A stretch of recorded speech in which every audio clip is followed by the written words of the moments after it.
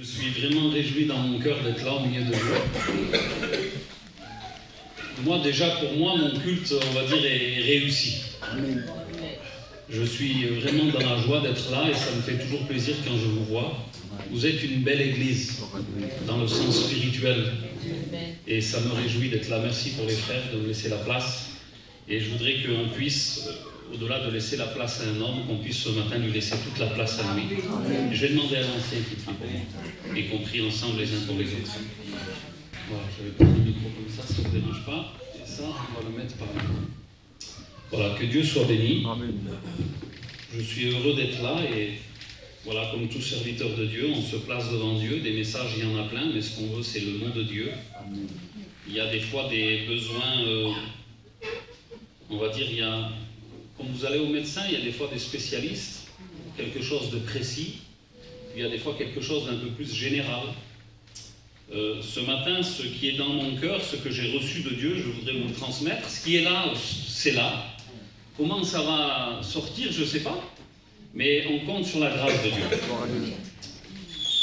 Dernièrement, vous savez que ça fait déjà 6-7 mois maintenant, peut-être même un peu plus, qu'on a, par la grâce de Dieu, avec le frère Raymond sur Valence, ouvert un local d'évangélisation. Il y a 2 réunions par semaine et par la grâce de Dieu, il y a de l'avancement, il y a des âmes qui s'ajoutent. Les gens ont soif de la parole de Dieu et il y a tout un peuple qui vraiment est à la recherche. Aujourd'hui, il y a des décisions et des choix à prendre. Mais par la grâce de Dieu, voilà, nous sentons que Dieu est avec nous. Et dernièrement, quelqu'un qui s'approche des réunions, un homme déjà qui a un âge, il me pose une question parce que, à force d'entendre l'évangile, on entend la vérité. Mais cette vérité, on est seul maître de l'accepter ou pas. Et il me pose cette question, il me dit, parce qu'il sait dans son cœur qu'il a des choses à délaisser. Et il me donne un exemple, il me dit, mais imagine quelqu'un il me donne son exemple à lui. Il me dit, voilà, imagine quelqu'un qui serait barman, il servirait de l'alcool, il serait dans des endroits où il ne faut pas, puis il se convertit. Il rencontre Dieu, une rencontre réelle, mais est-ce qu'il devrait changer de métier ou pas? Et derrière sa question, elle était bonne, elle est logique, légitime. Mais je me suis retrouvé face à un dilemme. Je vous explique pourquoi. Aujourd'hui, nous, c'est quelque chose qui commence, qui est petit. Et des fois, pour accélérer la chose, pour qu'il y ait du monde, pour que ça prenne vite, je pourrais dire, oui, non, c'est pas grave, viens, il peut continuer, pour qu'il y ait du monde. Parce que dire la vérité à quelqu'un dans les temps qu'on vit, ça devient compliqué. Et par la grâce de Dieu, j'ai pu dire, écoute, chacun, on reçoit, il faut que ça soit reçu de Dieu. Si on ne l'a pas reçu, on ne peut pas le vivre, ou à un moment donné, ça ne tiendra pas. La logique, c'est que celui qui a reçu de Dieu, à un moment donné, il va s'éloigner de tout ce qui n'est pas bon, de tout ce qui n'est pas pur, de tout ce qui est souillé. Mais si en même temps je te l'impose et que ça vient d'un homme, ça ne tiendra pas non plus. Et je me suis rendu compte que c'est pas facile de dire oui, et c'est pas facile de dire non des fois. Il y a un jeu, vous le connaissez tous, ça s'appelle le ni oui ni non. Et on vit des temps un petit peu, j'ai l'impression qu'on vit des temps où on joue au jeu de ni oui ni non. Il ne faut pas dire oui, c'est-à-dire qu'on ne peut pas dire tout ce qu'on pense, ne le dis pas, tu l'as dit, il ne faut pas le dire. Et on ne peut pas dire non des fois. On joue un peu à ni oui ni non. Et pourtant Jésus nous le rappelle, dans Matthieu 5, verset 37, que ton oui soit oui et que ton non soit non. Mais c'est pas facile. Hier, je parlais avec mon père et nous, la façon dont on a été éduqués par rapport à certains cousins ou membres de ma famille, mon père, à moi, nous a souvent dit non. Et aux autres, il disait oui. Et puis je vois des fois les enfants qui viennent et disent oui, mais lui, regarde, son père, il lui laisse faire ça, ça, ça, et toi, tu dis toujours non. Mais je crois que c'est important pour nous chrétiens, ce matin on est entre frères et sœurs, que notre oui soit oui et notre non soit non. Le problème c'est que beaucoup n'acceptent pas le oui et certains ne supportent pas le non. Mais qu'est-ce qu'on fait là? On joue à ni oui ni non? C'est plus facile par nature de dire oui. Alors est-ce que je peux? Allez oui, comme ça, ça évite les disputes. Ça évite les confrontations. Alors on dit oui, par facilité. C'est pas facile de dire non à un enfant. Non quand on n'a pas les moyens. Non quand on sent que derrière il y a quelque chose de pas bon. Mon père il disait, mais pourquoi tu me dis toujours non, papa? Il me disait, mais tu comprendras quand tu seras plus vieux. Et aujourd'hui je comprends. Et je crois qu'aujourd'hui, Dieu aussi voudrait nous dire certaines fois non. Mais je ne comprends pas toujours, moi, le nom de Dieu. Et puis les années passent et je dis, ah, merci Seigneur que tu m'avais dit non. C'est, dans notre nature, on a plus de facilité à dire oui que de dire non. Et pourtant, quand on aime quelqu'un, on lui dit non. J'aime ma compagne de tout mon cœur.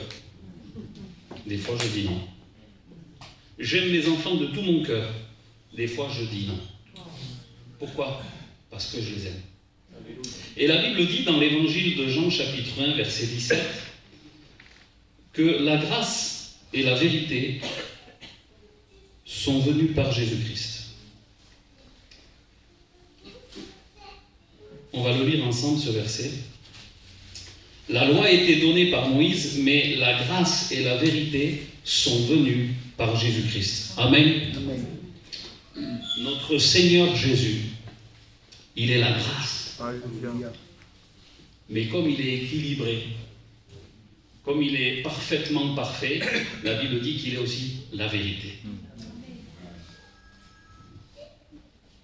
C'est l'ancien Jimmy qui disait l'amour sans la vérité sans l'amour.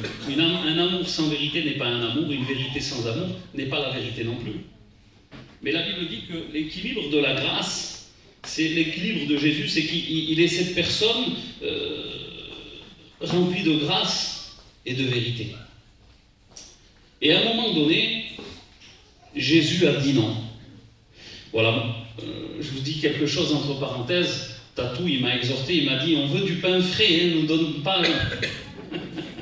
Alors ce que je vous le dis là, c'est quelque chose qui est là, mais il n'y a rien de calculé ni programmé. Amen. Je voudrais vous dire qu'un jour, à un moment donné, Jésus a dit non. Il est rentré dans le temple. La Bible dit qu'il est rentré dans le temple et à la vue de tout ce qu'il a vu, il a dit non. La Bible dit dans l'évangile de Matthieu, chapitre 21, que Jésus entra dans le temple. Il chassa tous ceux qui vendaient, qui achetaient dans le temple. Il renversa les tables des changeurs, les sièges des vendeurs de pigeons. Et il leur dit, il est écrit, ma maison sera appelée une maison de prière. Mais vous en avez fait une maison, une caverne de voleurs. Des aveugles, des boiteux s'approchèrent de lui dans le temple et il les guérit. Il y avait une loi comme quoi la loi interdisait à l'aveugle, ne permettait pas, l'aveugle n'avait pas la possibilité de rentrer dans le temple. L'aveugle, le boiteux ne pouvait pas. Mais Jésus est venu changer et remettre de l'ordre et guérir celui qui était aveugle, lui donner la vue et permettre de marcher droit à celui qui marchait boiteux. Et la Bible dit que les principaux sacrificateurs, les scribes, furent indignés à la vue des choses merveilleuses qu'il avait faites. Ils étaient indignés par rapport aux choses merveilleuses qu'il avait faites. C'est-à-dire que le bien que lui, il faisait, ça les choquait, ça les dérangeait. Et il disait des choses merveilleuses qu'il avait faites, et des enfants qui criaient dans le temple, « Hosanna, au fils de David ». Ils étaient indignés des choses merveilleuses que Jésus faisait. Et ils étaient indignés que des gens criaient « Hosanna au fils de David ». Et lui dire « Entends-tu ce qu'ils disent ?» Et Jésus leur dit cette réponse, il dit « Oui ». N'avez-vous jamais lu ces paroles? Tu as tiré des louanges de la bouche de tes enfants et de ceux qui sont à la mamelle, et les ayant laissés, il sortit de la ville pour aller à Béthanie. Jésus a dit non dans le temple. Il a eu une attitude qu'aujourd'hui on serait révolté, on ne comprendrait pas. Comme des fois, un père peut dire à son fils non. Remets de l'ordre, là, il y a du désordre. Et Jésus est venu remettre de l'ordre. Et il y a un homme, lui, qui avait voulu peut-être remettre de l'ordre à son époque, à lui, dans le temple. Mais il a compris que certaines choses, ça appartient à Jésus. Des fois, on voudrait remettre de l'ordre dans certaines choses, mais il y a des choses précises qui appartiennent à Jésus. Et cet homme qui avait dans le cœur de remettre de l'ordre dans le temple de Dieu, cet homme c'était Jean-Baptiste. Et la Bible dit, dans Luc 3, verset 2, on va le lire, j'ai quelques passages comme ça qu'on va lire ensemble. La Bible dit que du temps des souverains sacrificateurs Anne et Caïphe, la parole de Dieu fut adressée à Jean, fils de Zacharie, dans le désert. Et ce verset, en réalité, il m'a toujours choqué, moi. C'est-à-dire qu'au temps des sacrificateurs, il y avait des sacrificateurs qui étaient établis, qui étaient, si vous voulez, un petit peu les modèles du peuple. Et Dieu se faisait connaître à son peuple dans le temple, la présence de Dieu se manifestait. Et il y avait un petit peu, on va dire, je ne sais pas si le mot est exact, mais un petit peu des intermédiaires, des leaders. Et la Bible dit qu'à cette époque-là, les souverains sacrificateurs, c'était Anne et Caïphe. C'était par eux que Dieu devait parler normalement. Et la Bible dit qu'au temps des sacrificateurs Anne et Caïphe, la parole de Dieu fut adressée à Jean-Baptiste. Mais c'est pas normal. Normalement, la parole de Dieu aurait dû être annoncée à eux. Mais la Bible dit qu'à ce temps-là, la parole de l'Éternel fut adressée à Jean-Baptiste. Et où? Dans le temple? Non, dans le désert. Cet homme avait fui au désert. Il a refusé la place, les banquets, parce qu'il était en désaccord avec ce qu'il se pratiquait dans le temple. Et au temps de sacrificateurs Anne et Caïphe, c'est à lui que la parole de l'Éternel fut adressée. Amen. Amen.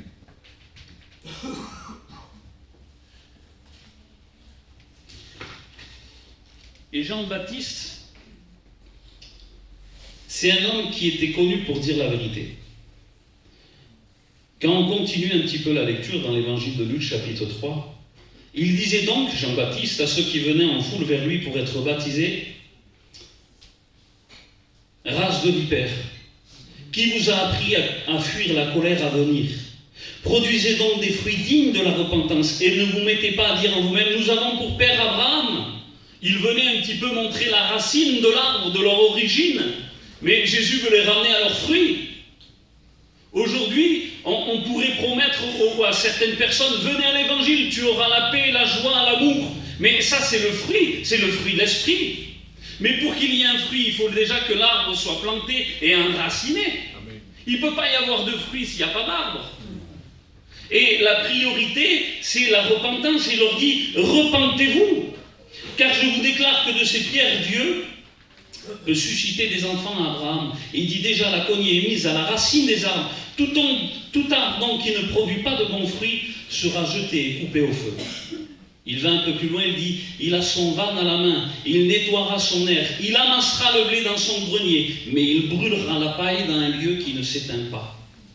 C'est ainsi que Jean annonçait la bonne nouvelle de l'évangile. Vous voyez des fois avec le contraste qu'on pourrait s'imaginer de commencer d'annoncer la bonne nouvelle de l'évangile. Il traitait les gens de race de vipères et incrédules, il les invitait à se repentir et il annonçait un petit peu le jugement à venir. Et la Bible dit que c'est ainsi que Jean le Baptiste annonçait la bonne nouvelle au peuple en lui adressant encore beaucoup d'autres exhortations. Et la Bible dit que Hérode le tétrarque, étant repris par Jean au sujet d'Hérodias, femme de son frère, et pour toutes les mauvaises actions qu'il avait commises, ajouta encore à toutes les autres celle d'enfermer Jean dans la prison. Parce que quelqu'un qui dit la vérité, dans le monde dans lequel on vit, un monde qui joue à ni oui ni non, un monde où aujourd'hui ce qu'on nous dit à la télé c'est un coup oui, un coup non, on ne sait plus de quel côté il faut se tourner, on ne sait plus qui croire. Et bien cet homme, lui, à cette époque-là, parce qu'il disait la vérité, à un moment donné, on l'a mis au placard. Allez hop, au placard. Et puis comme ça ne suffisait pas, à un moment donné, on lui a coupé la tête. C'est dangereux de dire la vérité. Un jour, j'étais jeune, je ne suis pas vieux, mais j'étais vraiment tout départ de mon école biblique. Et une sœur, qui a un fort caractère, elle vient vers moi, je balance tout.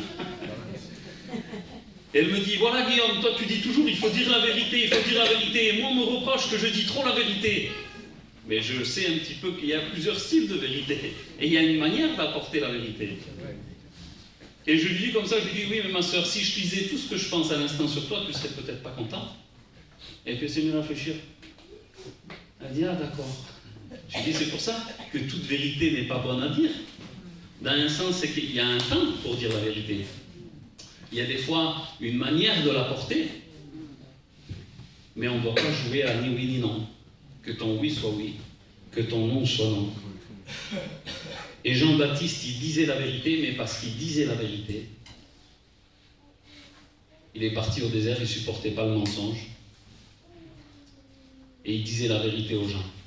Voici de quelle manière Jean annonçait la bonne nouvelle, en les exhortant et en leur disant la vérité.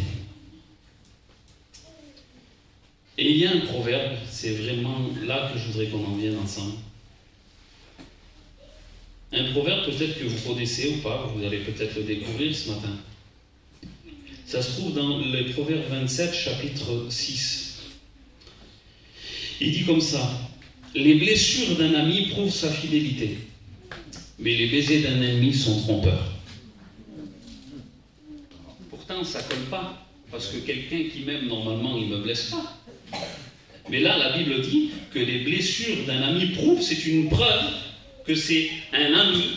Le mot ami vient de aimer, donc c'est quelqu'un qui m'aime, et les blessures de celui qui m'aime, c'est une preuve qu'il m'aime. Et pourtant, nous, dans notre mentalité, dans notre conception, celui qui m'aime, il ne me blesse pas.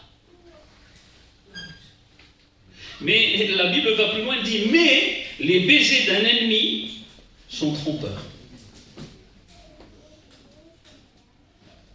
Et comment est-ce qu'on pourrait appliquer ce texte dans une réalité? Comment on pourrait... Parce que dire des mots, c'est bien, c'est joli, on cite plein de textes de la parole de Dieu, mais moi je veux pouvoir le vivre dans ma vie quotidienne, il faut que la Bible, je puisse l'appliquer dans ma vie. Sinon, bon, ben c'est bon, on dit des belles paroles, mais en réalité, quand on sort d'ici, la vie n'est pas facile.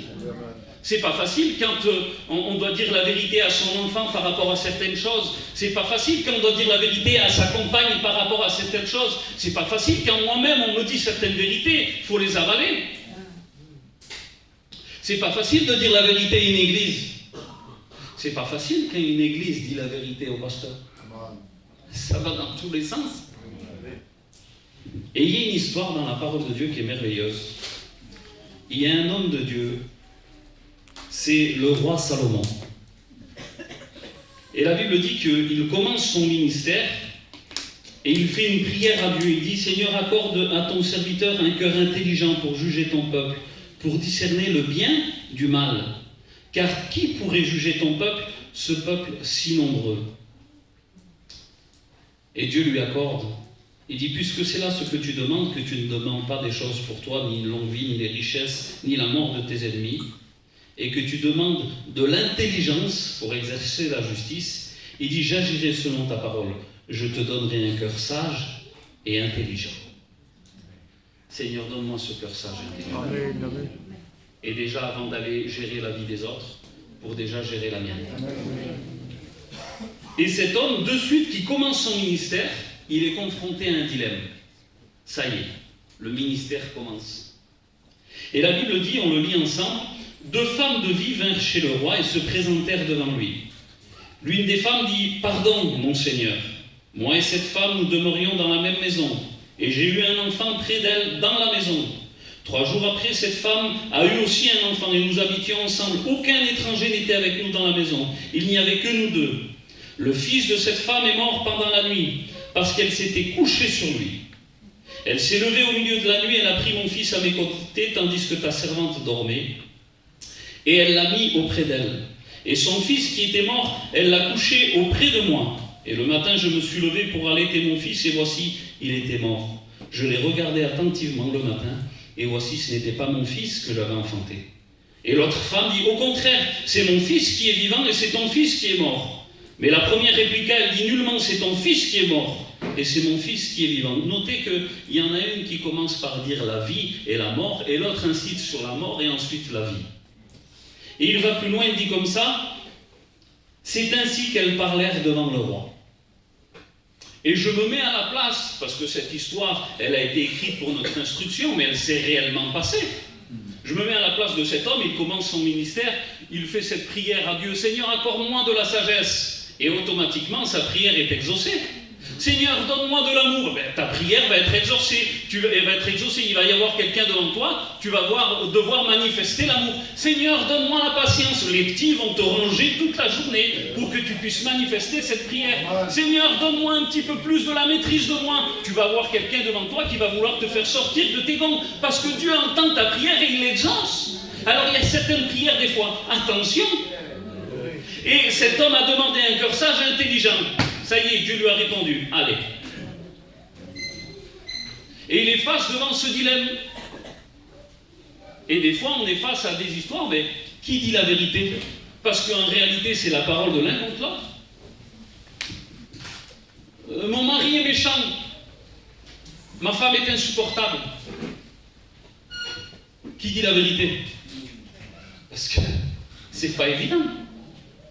Au début de ma conversion, je faisais souvent ces prières. Seigneur, change-la. Seigneur, fais qu'elle soit plus sage. Seigneur, fais... Et aujourd'hui, avec le temps, je dis, Seigneur, donne-moi la patience. Seigneur, aide-moi en moi. Parce que j'ai compris que des fois, certaines personnes sont là, en fait, pour nous aider à grandir. Pour faire manifester en nous ce que Dieu a mis en nous, ce que Dieu veut qu'on manifeste. C'est pour ça qu'il dit, il n'est pas bon que l'homme soit seul. Et il lui fit une aide contre lui, face à lui. Pas la même pensée, pas la même direction, mais dans quel but? Qu'on puisse grandir. Et cet homme, il est face à un dilemme. Qui dit la vérité? Vous avez compris l'histoire, les deux ont un enfant, il y en a une qui s'est couchée sur l'enfant, le petit est parti, et puis elle dit qu'elle a échangé l'enfant, mais en réalité c'est parole l'une contre l'autre, parce qu'elle dit qu'il n'y avait personne chez elle. Mais il y en a une qui a pu dire dans les détails tout ce qui s'est passé. C'est intriguant. Et le roi, il fait quelque chose que si à l'heure d'aujourd'hui un pasteur il ferait ça, ça choquerait beaucoup de personnes. Le roi dit, apportez-moi une épée.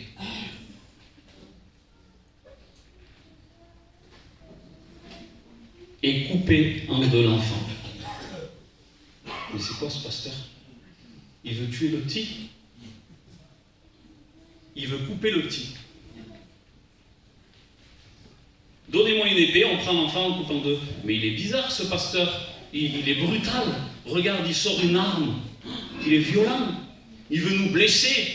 Il veut nous faire du mal. Mais c'est pas normal. C'est pas comme ça qu'on résout une affaire. On ne sort pas une épée pour régler un litige entre un tel et un tel. C'est des armes violentes, ça.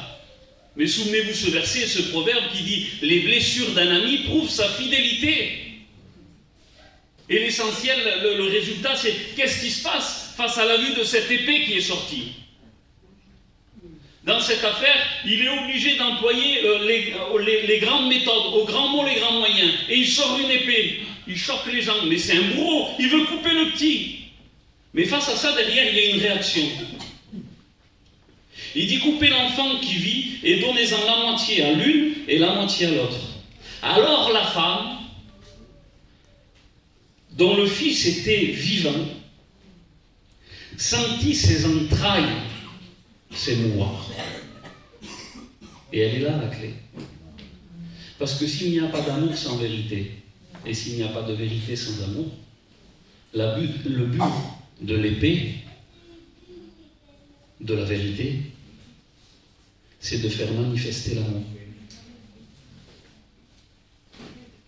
Le but de l'épée de la vérité, l'épée de l'esprit, l'esprit de vérité, qui veut nous conduire dans toute la vérité, c'est de faire manifester, c'est que ça bouge à l'intérieur. Hier, on a eu un frère, vous le connaissez, c'est le Maman. Il est venu à Valence. Il a prêché avec tout son cœur, il a dit certaines vérités. Et je vous garantis qu'à l'intérieur d'eux, il y en a qui ont été remués. Et je sais qu'il y en a qui ont été dérangés. Et je dis gloire à Dieu. Parce que l'évangile, c'est pas ni oui ni non. L'évangile, c'est que ton oui soit oui et que ton non soit non. Et la parole de la vérité veut nous mettre face à certaines réalités, oui ou non.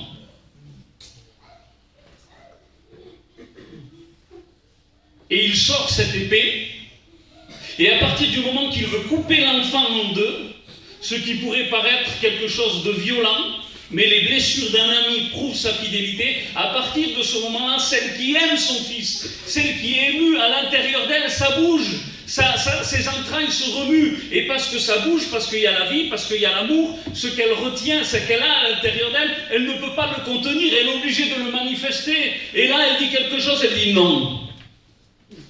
Alors la femme dont le fils était vivant sentit ses entrailles s'émouvoir pour son fils, et elle dit au roi, non, mon Seigneur, donnez-lui l'enfant qui vit, et ne le faites pas mourir. Mais l'autre, elle dit, il ne sera ni à moi ni à toi, coupez-le en deux. En réalité, elle n'en avait rien à faire du petit. C'était son propre intérêt personnel. Et quand on aime quelqu'un, quand on aime quelque chose, on est capable de fois de se retirer. Parce qu'en réalité, ce qui compte, c'est pas nous, c'est lui. C'est elle. Alors des fois, on est capable de dire, allez-y, allez-y, mais ne faites pas du mal à l'enfant. Mais à un moment donné, Dieu le voit. Et cet homme de Dieu, le roi prenant la parole dit, donnez-le à la première, l'enfant qui vit, et ne le faites pas mourir, car c'est elle la mère. La vérité a fait manifester l'amour. Et parce qu'il y a la vérité et qu'il y a l'amour, il y a eu justice. La grâce, la vérité. On ne peut pas vivre un évangile que de grâce s'il n'y a pas la vérité. On ne peut pas vivre un évangile que de vérité s'il n'y a pas la grâce. Et aujourd'hui, dans nos conceptions à nous, parce qu'on est des gens occidentaux, nous, on n'est pas des orientaux. Et nous, dans notre pensée occidentale, on aime bien que 1 plus 1, ça fait 2, et tout savoir et tout comprendre, et on calcule et on dissèque les choses. Mais dans la pensée orientale, ce qui comptait, c'était l'essence même de l'histoire, c'était la moralité de l'histoire. Et là, cet homme dit quelque chose, il fait quelque chose, il manifeste une épée, il veut blesser un enfant, mais les blessures d'un ami prouvent sa fidélité. Et le verset va plus loin, il dit, mais le baiser d'un ennemi est trompeur. Et il y a un moment donné, une autre histoire qui est triste. La Bible dit dans l'évangile de Marc, chapitre 14, verset 43, qu'à un moment donné, c'est notre Seigneur, c'est notre Sauveur, celui qui t'a fait grâce, celui qui te dit la vérité. Il est dans un jardin. Et aussitôt, comme il parlait encore, arriva Judas, l'un des 12, et avec lui une foule armée d'épées et de bâtons, envoyés par les 5 principaux sacrificateurs, par les scribes et par les anciens. Et il dit, celui qui le livrait leur avait donné ce signe, celui à qui je donnerai un baiser, c'est lui, saisissez-le et emmenez-le. Et dès qu'il fut arrivé, il s'approcha de Jésus, Judas, et il dit, Rabbi, il lui donna un baiser. Alors ces gens se mirent la main sur lui et ils le saisirent. Les blessures d'un ami prouvent sa fidélité, mais les baisers d'un ennemi sont trompeurs. J'ai passé 16 ans de ma vie à Aubenas. Je ne dis pas que c'est bien, mais quand quelqu'un était trop content, c'était pas bien vu là-bas. Quelqu'un qui était trop joyeux, trop... bizarre celui-là. Alors, il ne faut pas que c'est pas une généralité, mais pour dire, Dieu veut nous avertir que des fois, on ne se fie pas que Dieu nous donne un cœur sage et intelligent pour discerner que des fois la vérité qu'un ami nous dit, c'est parce qu'il nous aime. Et de discerner aussi que des fois, certaines caresses, certaines pommades, certaines embrassades que certains nous veulent derrière, il peut se cacher une grande traîtrise. La preuve, le maître s'est fait trahir par un baiser. Et normalement, dans notre conception, celui qui nous blesse ne nous veut pas du bien, celui qui nous embrasse veut du bien. Jésus est en train de nous dire, fais attention. Ayons du discernement. La vérité biblique, elle a pour but de faire remuer à l'intérieur de nous de ce qui est en vie. La vérité biblique, elle a pour but de nous faire manifester l'amour que Dieu a mis en nous. On vit dans un monde, et je le répète, qui joue à ni oui ni non. Et même dans le monde évangélique, aujourd'hui, on a peur de dire oui, et on a crainte de dire non. Je le dis en sachant que je fais partie d'une nouvelle génération. Et ce que je dis, j'engage personne. J'engage que moi. Mais ma conviction me le fait dire. Je crois que une génération va se lever aujourd'hui et va dire non.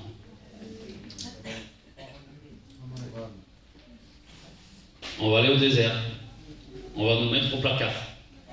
Il y en a eu avant nous qui ont dit non, on n'a rien inventé. Aujourd'hui, on passe le flambeau.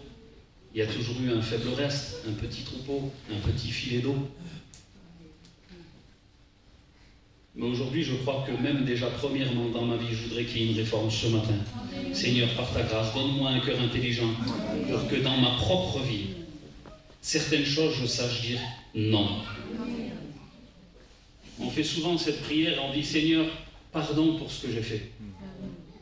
Mais je voudrais dire Seigneur, pardon pour ce que je ne fais pas. Il y a écrit un passage, je crois que c'est dans Philippiens, qui dit que celui qui faisait le mal ne le fasse plus.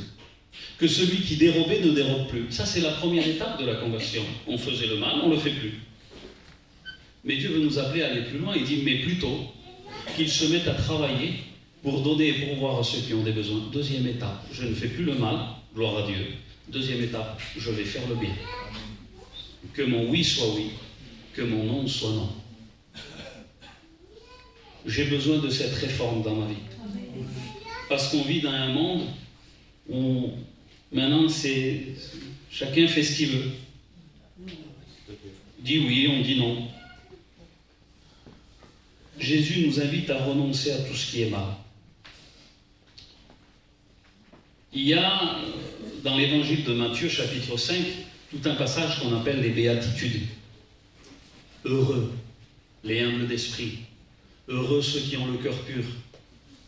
Et un jour, un homme de Dieu, il a fait la béatitude des gens de nos jours à nous. Et il dit comme ça, heureux ceux qui tolèrent tout, car ils seront eux-mêmes jugés de rien. C'est la béatitude des gens de nos jours. C'est-à-dire, on ne veut plus, on tolère tout chez les autres. Comme ça, le fait que je tolère tout chez les autres, ça permettra qu'il ne viendra pas trop regarder chez moi. Alors, heureux celui qui tolère tout, comme ça lui-même on ne jugera de rien. Ben, Jésus dit non. Il dit parce qu'on est appelé à juger, même Paul il dit, mais c'est pas ceux du dehors que j'ai à juger, c'est ceux du dedans. Dieu nous a donné un jugement, un discernement, pas dans le but de condamner, mais pour nous aider à voir ce qui est bien, ce qui est mal. Un des symptômes du Covid, vous savez qu'est-ce que c'était? C'est une perte de goût. On pouvait manger de la moutarde ou du vinaigre, on ne sentait pas. Et la Bible dit qu'il viendra un temps où les gens appelleront le mal bien et le bien mal, qu'ils diront que le doux est amer et que la mer est douce. C'est des symptômes du Covid, comme si Dieu voudrait nous parler. Et aujourd'hui on appelle bien mal et mal bien, mais non, Dieu dit là c'est oui et là c'est non, que ton oui soit oui et que ton non soit non. Et Dieu veut nous accorder ce cœur sage et intelligent pour comprendre que l'évangile c'est la grâce et la vérité. Moi je suis plus pour l'esprit, moi. Moi je suis plus pour la parole, mais c'est impossible de le dissocier. On ne peut pas dissocier. On ne peut pas dissocier la parole de l'esprit. On ne peut pas dissocier l'esprit de la parole. Moi je suis de Paul, moi d'Apollos. Moi je suis de Christ. On est de Dieu. Amen. Et Dieu nous appelle à juger entre ce qui est mal et ce qui est bien.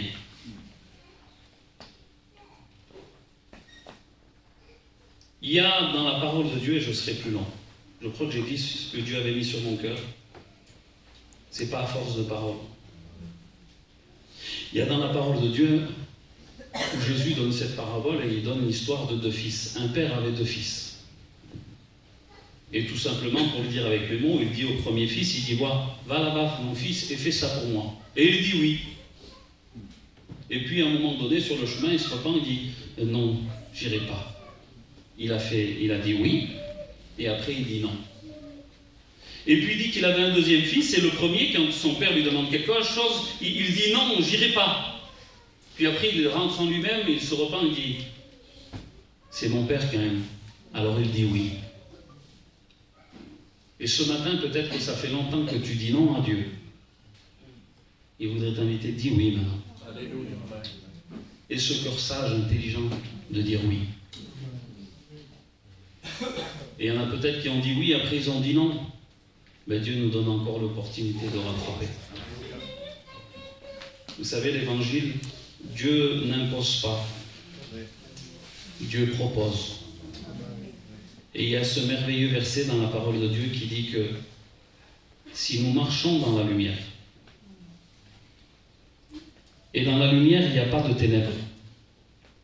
Si nous marchons dans la lumière comme lui-même est lumière, comme lui-même est dans la lumière, nous sommes mutuellement en communion les uns les autres. La lumière chasse les ténèbres.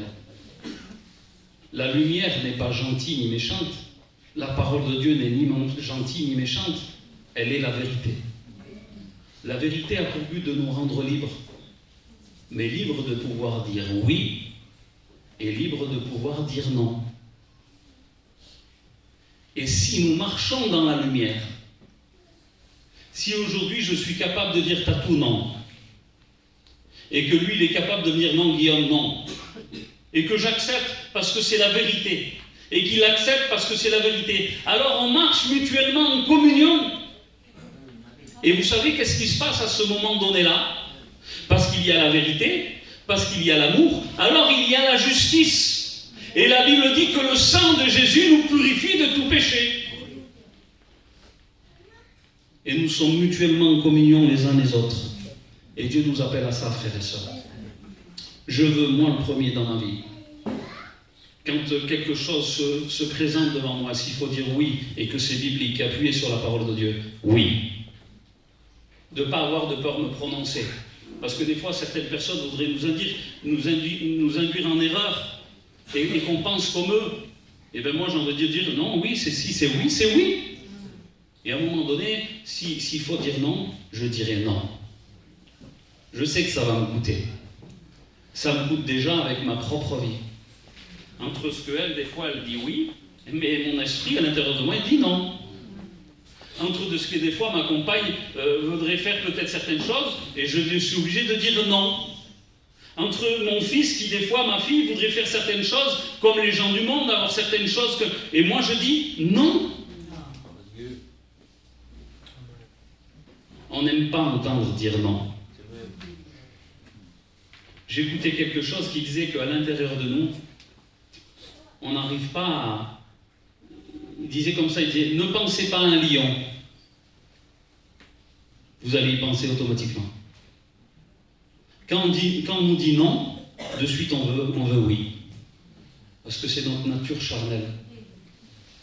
Mais Jésus aujourd'hui voudrait que cet homme spirituel, cette femme spirituelle, arrive à avoir ce cœur sage et intelligent. Que ton oui soit oui, que ton non soit non. Je finirai sur ce verset, on courbe les fronts. Et je crois qu'on aura un temps pour la prière. Les blessures d'un ami prouvent sa fidélité. Mais les baisers d'un ennemi sont trompeurs. Seigneur, accorde-moi ce cœur sage, intelligent, avoir un discernement spirituel. Parce que tu dis dans ta parole qu'il y arrivera un temps où les gens appelleront le bien mal et le mal bien. Seigneur, donne-moi ce discernement. Premièrement pour ma propre vie. Bénis mes frères et mes sœurs qui sont là. Accorde-nous à marcher dans ta lumière. Parce que si nous marchons d'une même cœur, d'un même pas, Seigneur, dans ta lumière, tu dis que nous sommes en communion les uns avec les autres. Et le sang de ton Fils bien-aimé nous purifie de tout péché. À toi la gloire, Jésus, sur terre. Amen. Que Dieu vous bénisse, frères et sœurs.